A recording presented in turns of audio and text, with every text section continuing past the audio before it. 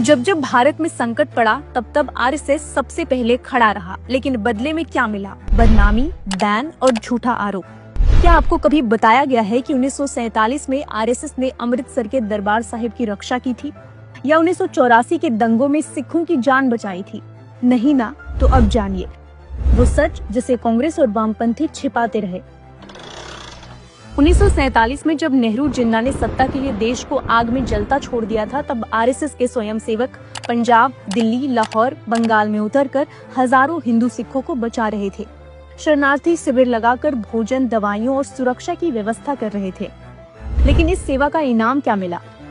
1948 में गांधी की हत्या का झूठा आरोप लगाकर कांग्रेस ने आरएसएस पर प्रतिबंध लगा दिया।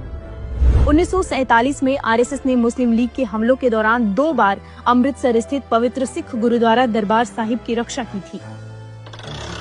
1949 में पाकिस्तान के कबाइलों ने जब जम्मू कश्मीर पर हमला किया, तभी स्वयंसेवक ही थे जिन्होंने बिना वर्दी के पुंछ में हवाई पट्टी तैयार की ताकि भारतीय सेना के प्लेन वहां उतर सकें।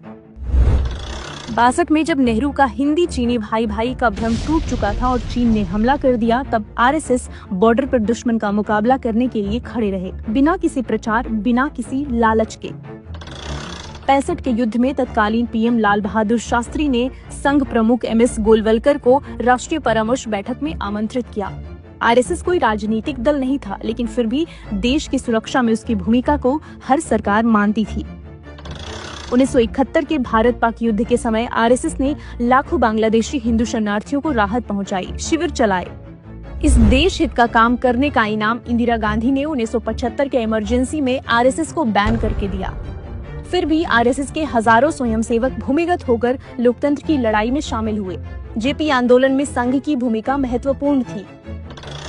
राजीव गांधी कार्यकाल में कांग्रेस समर्थकों द्वारा फैलाई गई सिख हिंसा के बीच आरएसएस ने दिल्ली और पंजाब में सिखों की सुरक्षा की थी। 25 जून 1989 को पंजाब के मोगा में एक आतंकवादी हमलों में 21 स्वयंसेवकों ने जान गंवा दी।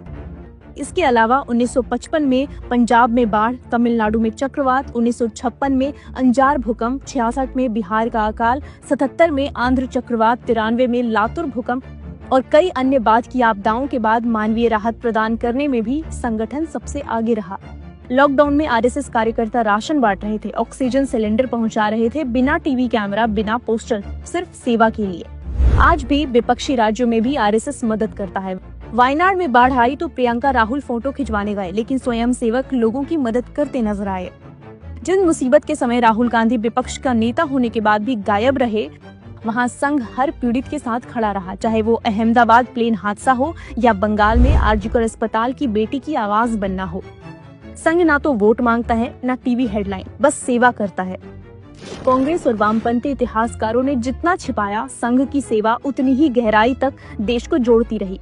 यही वजह है कि कांग्रेस आरएसएस से नफरत करती है, क्योंकि वो राष्ट्रवाद की बात करते हैं, हिंदुओं को एकजुट करते हैं, हिंदू को हर खतरे से बचाते हैं।